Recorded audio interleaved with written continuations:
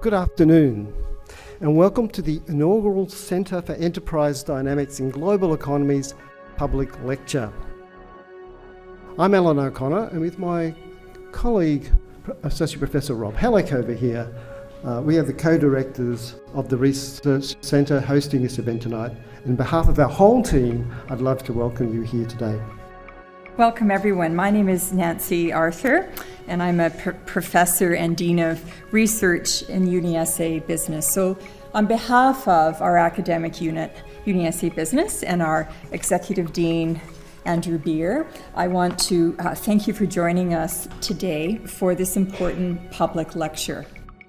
Well, thank you very much, Nancy, for that very warm welcome. Thanks to Rob, Alan, Shruti, the team here.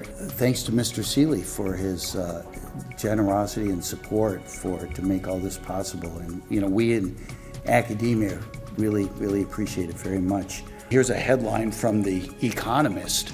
The great magazine, The Economist, is democracy in danger. And Freedom House has got the mandate and continues to have the mandate to measure, monitor, benchmark democracy. So what that positive 31 means is that there were 83 on the bottom countries that became more democratic or had enhanced democracy, and 52 were exhibiting a decline. So the trend is in the right direction, but it changes early in this century. Well, the point of the talk today is this may have something to do with entrepreneurship, and actually what we're seeing in the world is a decline in entrepreneurship.